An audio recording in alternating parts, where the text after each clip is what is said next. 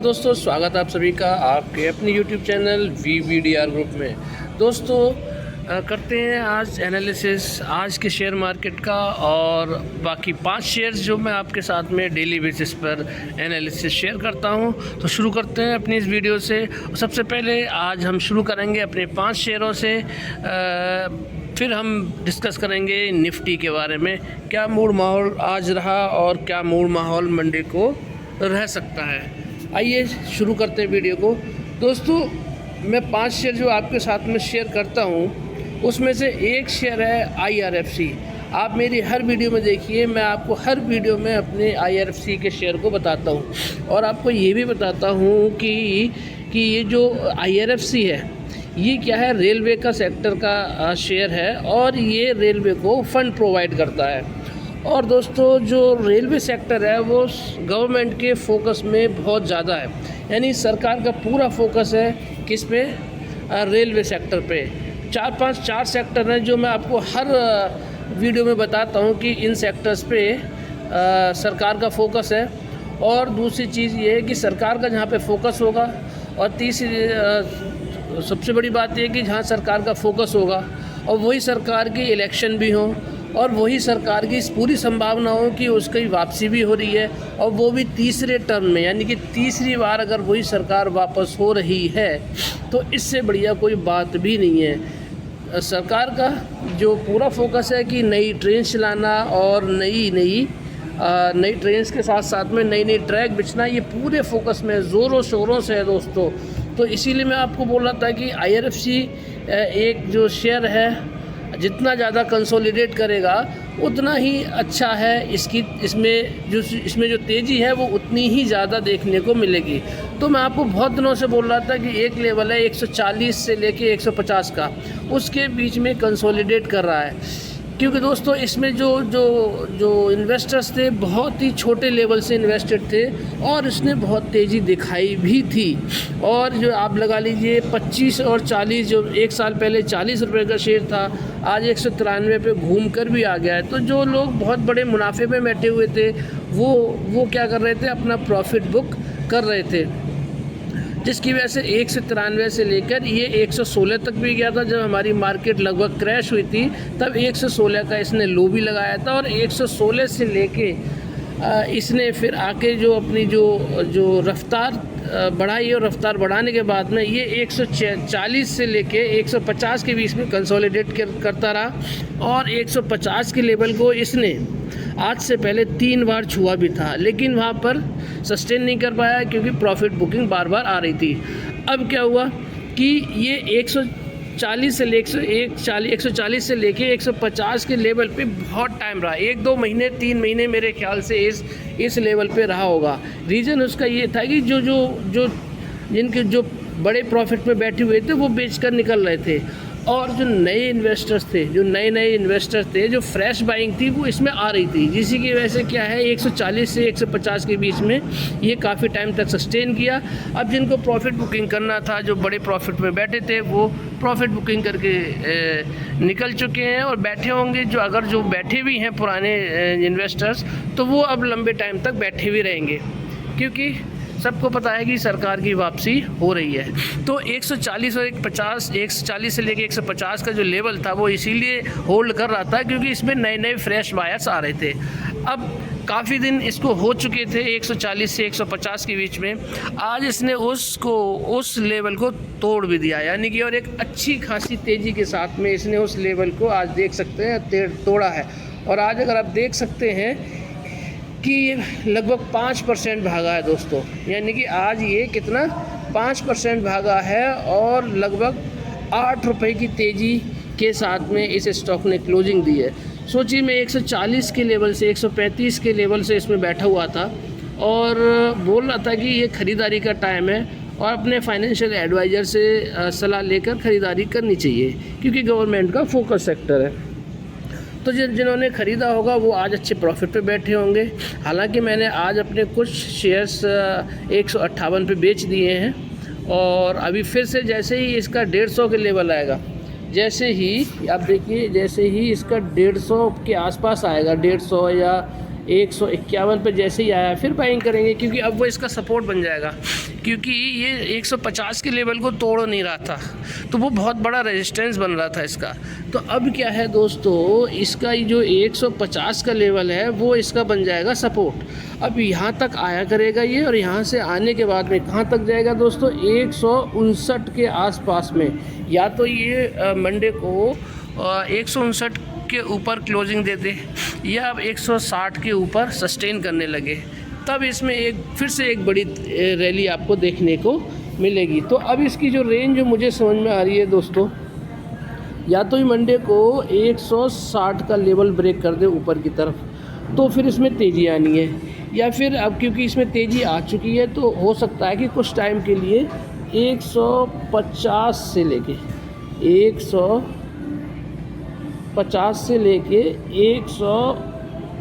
160 के लेवल में ये कंसोलिडेशन करना शुरू करे। कुछ दिन यहाँ पर ये आराम फरमाएगा, ऐसा मुझे लगता है। अगर नहीं फरमाया और 160 के ऊपर ये सस्टेन कर गया, तो फिर मैं आपको लेवल बताता हूँ क्या क्या हो सकते हैं। ये देखिए ये जो लाइन मैंने ड्रॉ की है, ये लंबी वाली लाइन, ये है 150 का लेवल, क्योंकि इसका रेजिस्टेंस बन रहा था। तो मार्केट है, मार्केट एक तरफ नहीं रहती है, ऊपर जाती है तो नीचे भी आती है। अभी क्योंकि भाग चुका है, तो मेरे ख्याल से 150-51 के लेवल पर आना चाहिए। तो क्योंकि वो बहुत दिनों से इसको रोक के पड़ा था ये लेवल, तो अब क्या होगा, जब ये थोड़ी बहुत गिरावट होगी तो 151 तक आएगा, और 151 से लेके आज इसने हाई लगाया है 159 रुपये का, तो 159 रुपये तक जाएगा, और वहाँ से फिर वापस होके फिर 151, फिर 159 या 160 तक जाया करेगा। कुछ दिन के लिए सवारी इसको यहीं पे ही अपनी रेलगाड़ी घुमानी चाहिए, और नहीं भी घुमाता है तो अगर ये मंडे के दिन 160 का लेवल अगर ये क्रॉस कर देता है, ये जो लेवल है 160 का दोस्तों, तो ये इसके ऊपर अगर ये क्रॉस कर देता है और इसके ऊपर सस्टेन करता है, तो फिर आप देखिए, मैं चार्ट के थ्रू आपको समझाता हूँ। ये देखिए, ये दिखाऊंगा मैं आपको। ये देखिए, ये जो लाइन है ना, ये वाली, ये है दोस्तों, एक सेकेंड, ये वाली, ये अभी जो मैंने लाइन ड्रॉ की है, ये कितनी है, 100,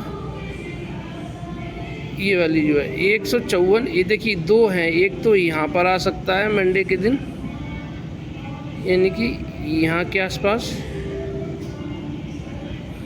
यानी कि जो इसके सपोर्ट बन रहे हैं दोस्तों, वो एक तो ये 150 वाला है, फिर दूसरा सपोर्ट बन रहा है, इसका सपोर्ट बन रहा है 154 के आसपास, और 154 के बाद में फिर ये क्या बन रहा है दोस्तों, 156 के करीब, 156 के करीब। तो ये जो देखिए, ये जो इसके ब्रेक हैं, ये स्टेशंस बने हुए, यहाँ पर ये घूमता रह सकता है कुछ दिनों के लिए, ठीक है। और इसका जो रेजिस्टेंस है वो है अभी 160 रुपये, क्योंकि 159 इसने आज हाई लगाया है। तो 159 जो हाई लगाया है, जब इसको तोड़ेगा तो अब इसके आगे का लेवल मैं आपको इस चार्ट के ज़रिए बताता हूँ। एक सेकेंड, मैं आपको अब बताता हूँ इस चार्ट के ज़रिए।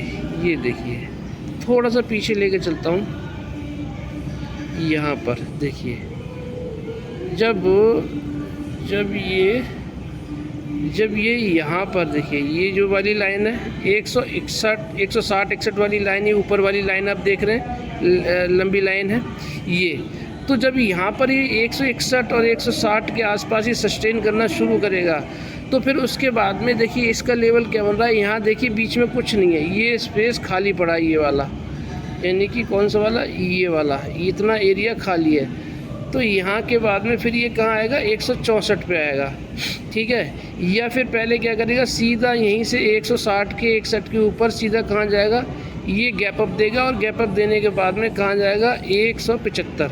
अब देख रहे हैं ये वाला, ये वाली जो खाली स्पेस है ये, ठीक है। तो या तो ये तरीका है इसका, तो यानी कि ये अंतर है ये वाला, तो यानी 160 से लेके गैप अप देगा कहाँ पर, गैप अप देगा ये आपका 167 पे, 167 नहीं बल्कि 167 ही है, हाँ, 167 पे ये गैप अप देगा। गैप अप देने के बाद में फिर ये जो रैली आएगी इसमें वो 175 तक जाएगी। एक तो कंडीशन ये है, अगर ये गैप अप दे देता है तो यानी 160 के ऊपर सस्टेन करता है, 160 के ऊपर सस्टेन करने के बाद में ये क्या करेगा, सीधा गैप अप देगा। कहाँ तक जाए, कहाँ पे खुलेगा, खुलना चाहिए आपका, ये देखिए 157 के आसपास, 100 ये वाला है 157 के आसपास, नहीं 168, ये वाला जो लेवल है ना 167 के आसपास में ये खुलना चाहिए, 167 और उसके बाद में सीधा ये भागेगा, कहाँ जाएगा 175 के आसपास में। अगर ऐसा फॉलो करता है तो, और अगर ऐसा नहीं होता है, गैप अप नहीं होता है, तो 160 के बाद में ये जाएगा अगला लेवल कहाँ पर, 164 के आसपास में। ये देख रहे हैं आप, ये वाली ग्रीन कैंडल है, ये 164 जाएगा और 164 के बाद में कहाँ पर जाएगा दोस्तों, ये जाएगा, ये इसकी कैंडल बता रही है यहाँ पर, यानी 172। 160 के ऊपर जब ये सस्टेन करेगा तो 164 पे जाएगा और 164 के बाद में सीधा जाएगा 172। ठीक है, अगर ये छोटे वाली कैंडल के हिसाब से चलता है तो 172 जाएगा और 172 के बाद में 172 के बाद में फिर ये जाना चाहिए कहाँ पर, 175। देखिए ये वाला जो लेवल है ना 175 वाला, ये वहाँ तक जाना चाहिए अब इसको, क्योंकि अब तेज़ी इसमें आ चुकी है। 150 और 160 के लेवल जैसा, 160 का लेवल जैसे ही तोड़ेगा फिर इसका जो अगला ब्रेक लगना चाहिए कुछ टाइम बाद, वो 175 का ब्रेक लगना चाहिए। फिर उसके बाद में दूसरी तेज़ी देखने को मिलेगी, वो वाली तेज़ी कहाँ पर है दोस्तों, वो वाली तेज़ी है सिर्फ 175 के बाद में 183 लेवल तोड़ेगा। 183 के बाद में सीधा कहाँ पर जाएगा, वो मैं यहाँ पर आपको बताता हूँ। ये देखिए 183 के बाद में ये जाएगा सीधा 190 के आसपास में। तो देखिए प्रीवियस क्लोज कितना था, 150 रुपये, यानी कि इसने सिर्फ एक ही दिन क्लोजिंग दी है। एक दिन 150 के ऊपर क्लोजिंग देने का जादू देखिए कि ये कहाँ पर आज 159 का हाई लगाया इसने, और आज इसने वो कर ही दिखाया जो बहुत दिनों से फंसा पड़ा था, बहुत दिनों से फंसा पड़ा था। 3 बार गया था ये 150 के लेवल को टच करके, एक इवन 152 तक गया था और उसके बाद में फिर ये लौट के कहाँ पर आया है, फिर 140 पे आया, 135 पे भी गया है, फिर बाद में फिर इसने 140 से लेके 150 के बीच में कंसोलिडेशन किया और फाइनली आज इसने कर दिखाया। और आज ये 159 का हाई लगाने के बाद में कहाँ क्लोजिंग दी है इसने, 158 या 157 रुपये 85 पैसे के आसपास इसने क्लोजिंग दी है और अभी भी बाइंग ऑर्डर इसमें लगे हैं मार्केट क्लोज होने के बाद भी। तो दोस्तों मैं आपको काफ़ी टाइम से बोल रहा था कि ये स्टॉक अच्छा है, ख़रीदारी करके जाना चाहिए। मार्केट कहाँ जा रही है, कहाँ नहीं जा रही है, फ़र्क नहीं पड़ना चाहिए।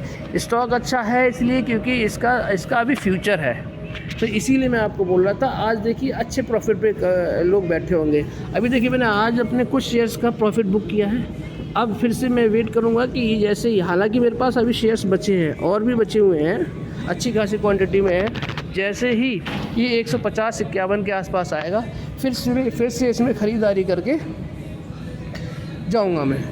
तो ये लेकिन मेरा व्यू है और मैं अपना एक्सपीरियंस आपके साथ में शेयर कर रहा हूँ। आप जब इन्वेस्ट करें तो अपने फाइनेंशियल एडवाइज़र से कंसल्ट करके ही इन्वेस्ट करें, क्योंकि मैं कोई सेबी का रजिस्टर्ड एनालिस्ट नहीं हूँ।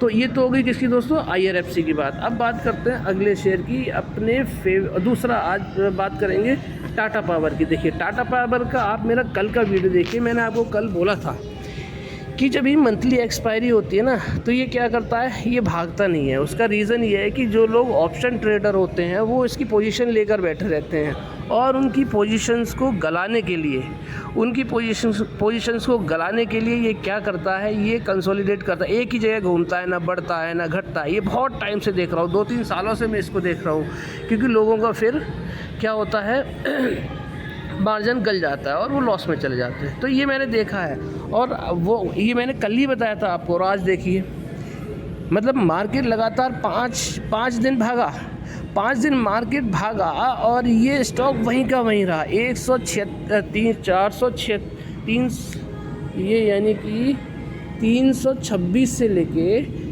426 से लेके 432 के बीच में ही रेंगता रहा। ये ऊपर जा रहा था ना ही नीचे जा रहा था। और मैंने कल आपको बोला था कि देखिए जैसे ही मंथली एक्सपायरी क्लोज होगी ये ऊपर की तरफ भागना शुरू करेगा। और जबकि आज मार्केट गिरी हुई थी, देखिए 5 दिन मार्केट उठी तब ये स्टॉक नहीं भागा, लेकिन आज देखिए आज मार्केट गिरी हुई थी तो ये भाग गया। और आज इसने क्या हाई लगाया देखिए, यानी प्रीवियस क्लोज था 431 रुपये का और लो लगाए 432 का, और हाई इसने 440 का भी लगा दिया। यानी मैं आपको कल मैं बोल रहा था कि एक डेढ़ दिन की 16 रुपये की, मैं बता रहा था कि 16 रुपये वीक अपने वीक 52 हाई से ये दूर है, और आज देखिए वही हुआ, एक दिन में लगभग अपने वीक हाई के आसपास गया था, 4 रुपये कम रह गए थे, और देखिए आज मार्केट गिरी तो भाग गया।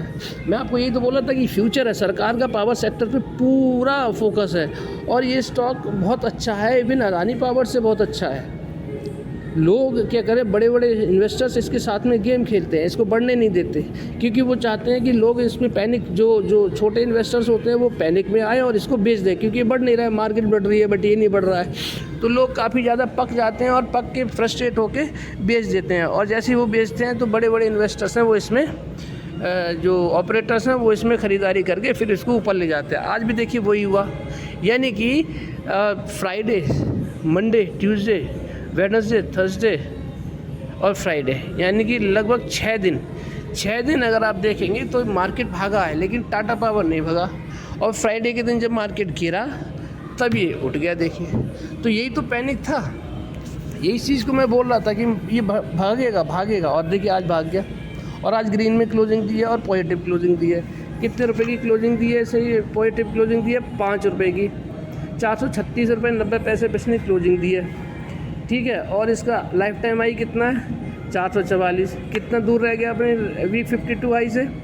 36 और 4, 8 रुपये कम रह गया है।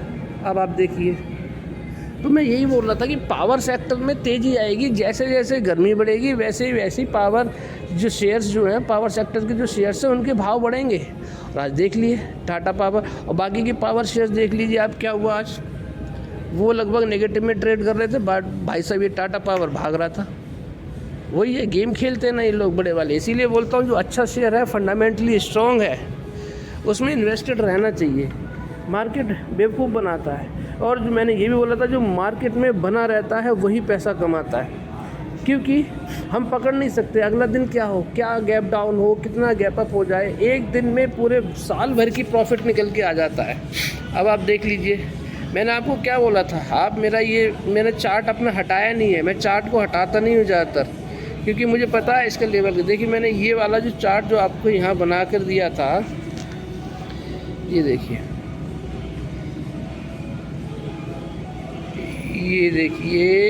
ये जो चार्ट है, यहाँ देखिए मैंने ये वाली जो चार्ट बनाया है ये, और ये वाला बनाया था। मैंने कहा था इसके नीचे अगर जाएगा, और इसके नीचे का लेवल बताया था 426। मैंने कहा अगर 426 से नीचे जाएगा तो इसमें गिरावट होगी, लेकिन ये ना तो 426 से गया, और इस लेवल पे यानी कि 432 का लेवल मैंने आपको बताया था। आप मेरी पुरानी वीडियो देखिए, 432 के ऊपर जाएगा तो इसमें तेज़ी आएगी, और 432 को टच करके बार बार ये 430 पे जाके क्लोजिंग दे रहा था, कभी 426, कभी 427, और ऐसे करके फिर ऊपर आ जाता था। लेकिन आज इसने 232 की 232 के ऊपर सस्टेन किया, और सस्टेन करने का नतीजा देखिए, मैंने बोला था कि 232 के ऊपर जैसे टिकना शुरू करेगा इसमें तेज़ी आएगी। और आज देखिए इस वाली ये वाला जो है, इस वाले पैटर्न को इसने ऊपर की तरफ तोड़ दिया है, तो जाहिर सी बात है इसमें तेज़ी आनी तय है।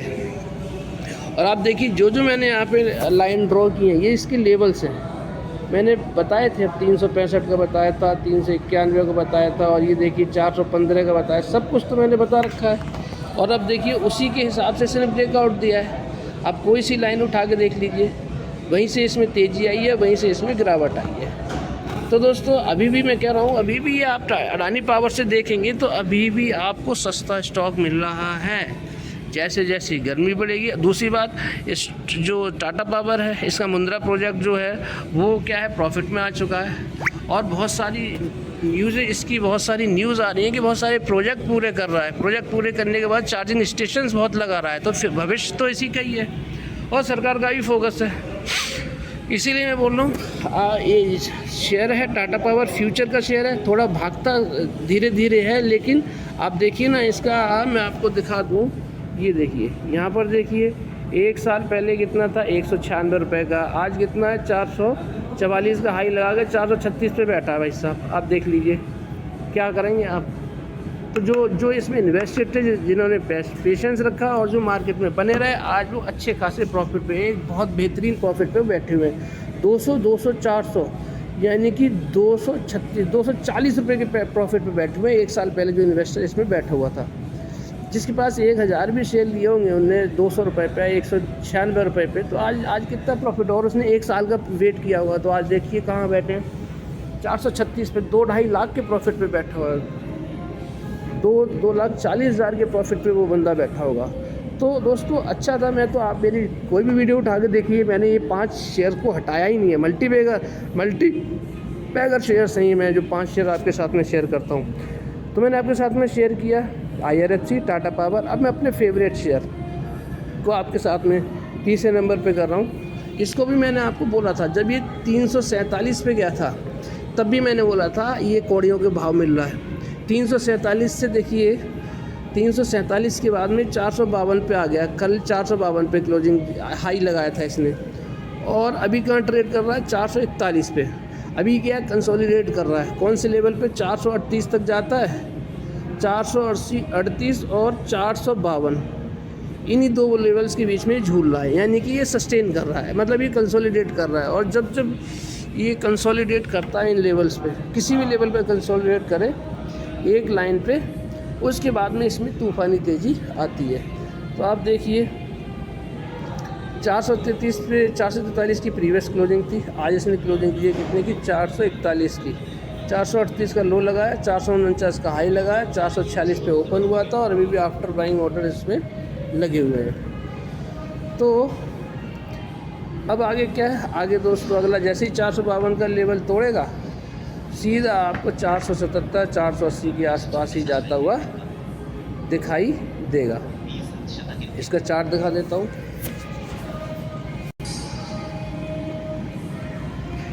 ये देखिए, ये वाली जो लाइन है ये भी 443 में यहाँ पर है, ठीक है। और अगला जैसे ही ये 452 का लेवल तोड़ेगा, दिखाता हूँ मैं कहाँ पर जा रही है इसकी लाइन। ये देखिए 452, यानी कि यहाँ पर जैसे ही इस लेवल को तोड़ेगा, उसका अगला लेवल बता देता हूँ कहाँ जाएगा ये। इसके बाद में ये वाली कैंडल आप देखिए, ये वाली जो कैंडल ये कहाँ जाके रुक रही है दोस्तों, 471 रुपये पे। अगला लेवल जो है इसका 471, 471 के बाद में सीधा क्या है, 495, यानी कि 471 और 495 का अगला लेवल इसका बन रहा है। 400, ये देखिए मैं इधर बताता हूँ आपको, अगला लेवल जो है इसका 452 के ऊपर जैसे ही जाएगा, 471 और फिर 495 पे जाके ये स्टॉक सीधा आपको दिखाई देगा। तो इस लेवल को याद रखिएगा, उसी के हिसाब से ट्रेड करिएगा। तो ये था मेरा तीसरा शेयर। तो बात करते हैं चौथे स्टॉक की। चौथा स्टॉक यानी कि RBL बैंक। आपको बहुत टाइम से बोल रहा था कि अब जो कंसोलिडेशन इसका चल रहा है, कंसोलिडेशन चल रहा है 258 से लेके, नहीं 257 से लेके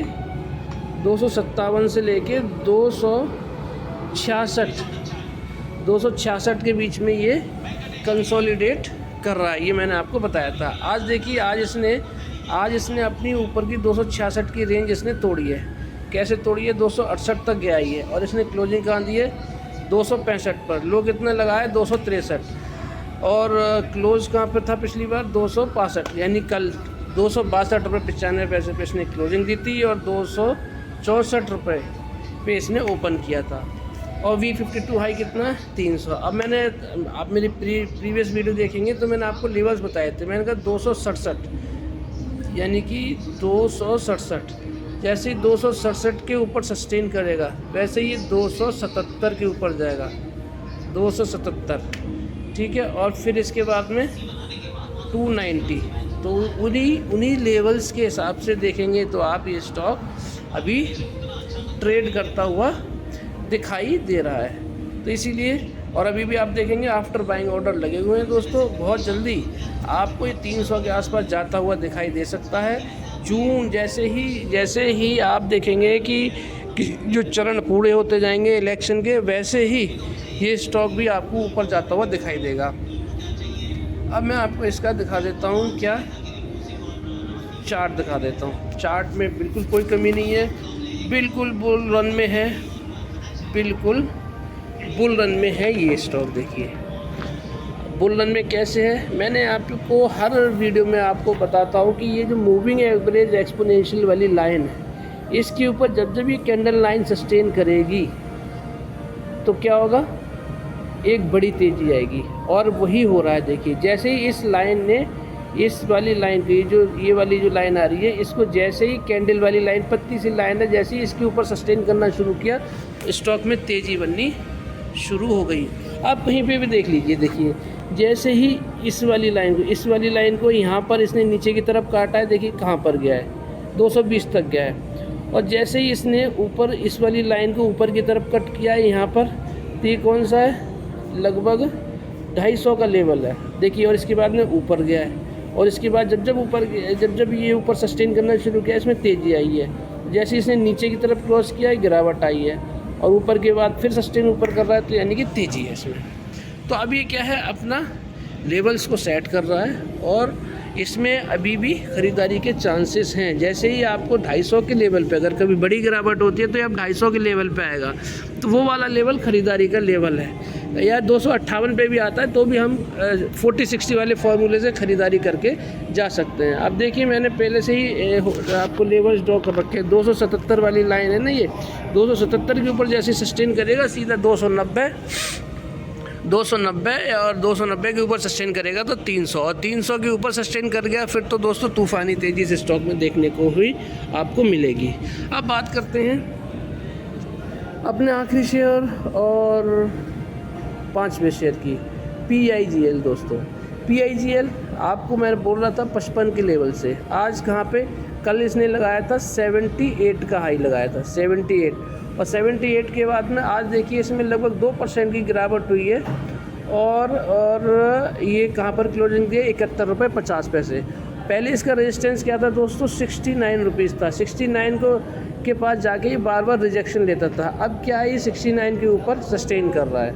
तो जब तक ये ऊपर 69 के ऊपर बना रहेगा, एक तेज़ी इसमें आएगी। तो कुछ दिनों के लिए हो सकता है, 1-2 दिन के लिए इसी लेवल पे 70, 69 के ऊपर, 70, 71 के ऊपर ट्रेंड करे, मतलब सस्टेन करे, और इसके बाद में फिर से अब जो नेक्स्ट लेवल रहेगा, मैंने बोला था 77 के ऊपर सस्टेन करना चाहिए, तो सस्टेन नहीं किया, एक ही दिन गया है अभी जब से इसमें तेज़ी आई है, एक ही दिन गया है 77 के ऊपर, और उसके बाद तुरंत वापस इसमें ये वापस नीचे आ गया, लेकिन सस्टेन नहीं किया। अब जैसे लौट के ये 71 रुपये से 77 रुपये के ऊपर क्लोजिंग देगा, कितना, 77 रुपये के ऊपर जैसे ही क्लोजिंग देगा 71, यदि याद रखिएगा लेवल, ये 71 के बाद में 77, और 77 के बाद में सीधा जहाँ पे 77 पे जैसे ही रुकना शुरू करेगा, मतलब वहाँ से नीचे नहीं जाएगा, तो फिर ये आपको 84 पर जाएगा। और अगर इस बार इसने 84 भी सस्टेन कर लिया, तो 84 के बाद सीधा कहाँ आएगा, वीक 52 हाई पे जाएगा, वो है कितना, 93.45। और अगर 93 को भी इसने सस्टेन कर लिया, यानी 94 के ऊपर सस्टेन करना शुरू किया, तो सीधा जाएगा कहाँ पर, 150 के लेवल पे। ये बड़े क्लियर कट लेवल्स हैं। आज देखिए, आज इसने हाई कितना लगाया है, 71 रुपये का ही हाई लगाया है, और लो भी कितना लगाया है, 71 रुपये 50 पैसे का हाई लगाया, 71 रुपये 50 पैसे का लो लगाया, यानी वहीं पे रुका रहा। प्रीवियस क्लोज कितना था, 72 रुपये 95 पैसे पे। तो इसमें कोई मूवमेंट ही नहीं आया है, तो अभी कंसोलिडेशन करेगा ये 70 रुपये के ऊपर 2-4 दिन, उसके बाद फिर इसमें तेज़ी आनी शुरू हो जाएगी। तो दोस्तों बाकी इसके चार्ट में देख लेते हैं, चार्ट क्या कह रहा है। चार्ट भी आपको बहुत कुछ बता देगा, चार्ट सब कुछ बता देता है। चार्ट बताता है कि किसी भी स्टॉक के स्टेशंस कहाँ हैं, स्टॉप कहाँ हैं, कहाँ पे रुकेगा, कहाँ तक आएगा और कहाँ से जाएगा। अब देखिए चार्ट में बिल्कुल बुलिश मोमेंटम बना हुआ है, बुलिश मोड में है, ठीक है, पूरा बुलिश है। ये देखिए मूविंग एवरेज एक्सपोनेंशियल जो मैं लाइन बता रहा था, इसके ऊपर ये कैंडल वाली लाइन बनी हुई है, पूरा पॉजिटिव है, कोई घबराने की बात नहीं। जब तक ये 69 के नीचे नहीं जाता है, तब तक इसमें फुल पॉजिटिविटी बनी हुई है। तो दोस्तों मैं आपको यही बता रहा हूँ कि 5 स्टॉक्स हैं, बने रहिए इनमें और आपको एक अच्छे खासे रिटर्न आपको देखने को मिल सकते हैं। 5 स्टॉक्स का मैंने एनालिसिस आपके साथ में शेयर कर दिया है। अब बात कर लेते हैं निफ्टी वगैरह की। निफ्टी किस मोड में है और कहाँ पर ट्रेड कर रहा है और कहाँ पे आगे कर सकता है, आज पूरे दिन क्या मोमेंटम रहा देखिए यहाँ पर। और जैसे मैंने कल आपको पहले ही बता दिया था कि आज नेगेटिविटी है, क्योंकि डाउ जोन्स गिरा था 600 पॉइंट 700 पॉइंट गिरा था, तो आज नेगेटिविटी तो आनी ही थी हमारे मार्केट में। और एक रीज़न बताया था कि भाई वीकेंड है, वीकेंड में लोग, हालांकि हमारे देश में कोई कमी नहीं है, हमारी स्टॉक मार्केट में कोई कमी नहीं है, सब कुछ ठीक है, हमारी जीडीपी सही अच्छी है, रोबस्ट है, हमारी इन्फ्लेशन कंट्रोल में, हमारे फॉरेक्स हाई हैं, हमारे इलेक्शन है, तो हमारी कंट्री में कोई कमी नहीं है। लेकिन सबसे बड़ा रीज़न दोस्तों ये है कि क्या है कि एक तो वीकेंड था, दूसरा मार्केट से नेगेटिविटी थी यूएस मार्केट से। हालांकि फॉलो तो करता ही है ना, हमारा जो शेयर मार्केट है वो यूएस मार्केट को फॉलो भी करता है। तो नेगेटिव सेंटीमेंट होते हैं तो हर जगह यही होता है कि दूसरी जगह के जो स्टॉक मार्केट्स होते हैं उन पे भी फ़र्क पड़ता है, क्योंकि उसमें फॉरेन इन्वेस्टर्स भी पैसा लगाते हैं। दूसरी बात, वीकेंड था, 2 दिन की छुट्टी है, कौन सी नेगेटिव न्यूज़ आ जाए, लॉस हो जाए, तो लोग इसलिए क्या करते हैं, अपना वीकेंड पे स्टॉक से बेच के निकलते हैं, मतलब बिकवाली करके अगले हफ्ते में नया ट्रेड करेंगे, इस हफ्ते का यही क्लोज करके निकलते हैं। तो यही रीज़न था हमारी मार्केट का जिसने नेगेटिवली ट्रेड किया। अब देखते हैं कि क्या रहा, मूवमेंट क्या रहा, ये देख लेते हैं, फिर इसके बाद में मंडे को कैसा रहेगा वो बात कर लेते हैं। अब देखिए, आज अगर आप देखेंगे तो प्रीवियस क्लोज था 22,570 पे, ओपन कहाँ था हुआ था 22,620 पे, यानी गैप अप ओपन हुआ था लगभग 50 पॉइंट से, ठीक है। और इसके बाद में इसने जो हाई लगाया वही था हाई जहाँ पर ओपन हुआ था। उसके बाद में जो बिकवाली हुई है, देखिए कितने पॉइंट का मूवमेंट आया है, यानी कि 620 से 385, यानी 235 पॉइंट का इसमें गिरावट आप देख सकते हैं यहाँ पर निफ्टी में आई है। तो वो जाहिर सी बात थी कि आज गिरावट होनी भी थी, वीकेंड की वजह से कह लीजिए या फिर यूएस मार्केट की वजह से, तो अमूमन थी, तो गिरना ही था मार्केट, मैंने पहले ही बता दिया था आपको। अब मंडे के दिन क्या मूड माहौल रहेगा ये देख लेते हैं। अभी देखिए, अगर हम इंटरनेशनल मार्केट में देखें तो अच्छी खासी तेज़ी में डाउ जोन्स पूरा उठा हुआ है, पूरा ग्रीन जोन में, अच्छी तेज़ी है। दूसरी बात, जो टैक स्टॉक हैं, टैक स्टॉक देखिए यूएस के कितने भयंकर भाग रहे हैं, 2% की तेज़ी है दोस्तों। और सारे S&P देखिए, इन सब में तूफ़ानी तेज़ी है। तो अब ये तो हमें साफ इंडिकेशन दे रहा है कि जब हमारा गिरावट में फॉलो करता है तो तेज़ी में भी फॉलो करना चाहिए। और दूसरी बात, एक तो क्या है, यूएस मार्केट तेज़ी में, अच्छी खासी तेज़ी में। दूसरी बात, हमारे जो इंडेक्स है उसने 22,419 पे क्लोजिंग दी, और फ्यूचर्स ने कहाँ क्लोजिंग दी है आप यहाँ देख लीजिए, 22,575, यानी कितना डिफरेंस हो गया, 22,575 और 22,419, यानी 20 और आपका 60, 20, 25, 65, यानी कि 165 पॉइंट की अगर आप देखेंगे तो इसमें तेज़ी हमें दिखाई दे रही है। 165 पॉइंट की तेज़ी दिखाई दे रही है, तो 70 पॉइंट्स उसमें से घटा दीजिए, 165 70, यानी कि लगभग 100 पॉइंट, 90 95 100 पॉइंट की तेज़ी के साथ में हमारे मार्केट मंडे को गैप अप ओपन हो सकते हैं, जो अभी के हालात हैं उसके हिसाब से। अब कमोडिटी मार्केट की बात कर लेते हैं। कमोडिटी मार्केट में देखिए, ये थोड़ा सा अब कंसर्न बन रहा है, क्योंकि क्रूड ऑयल थोड़ा ऊपर जा रहा है।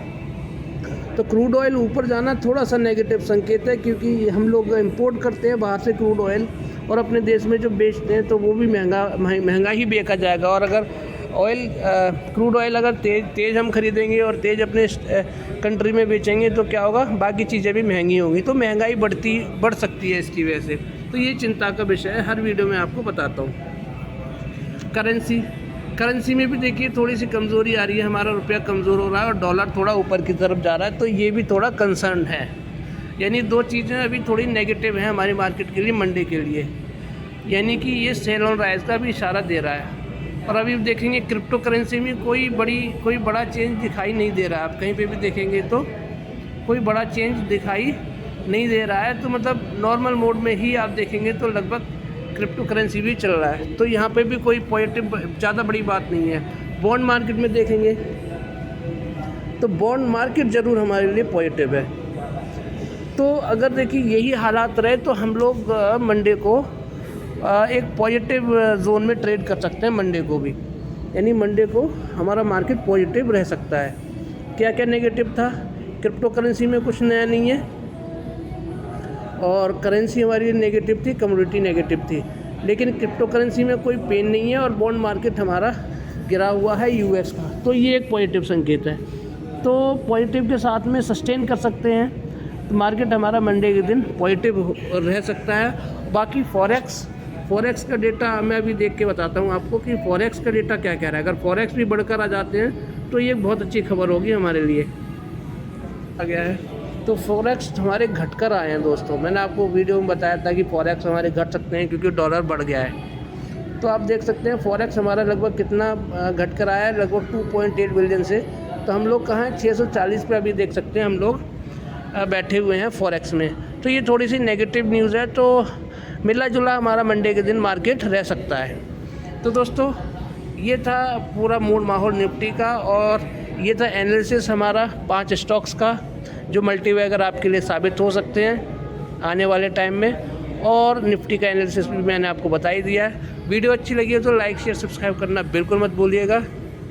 आप लाइक शेयर सब्सक्राइब करेंगे तो मेरा मोटिवेशन बना रहेगा और मैं आपके लिए अच्छी वीडियोज़ डालता रहूँगा। धन्यवाद।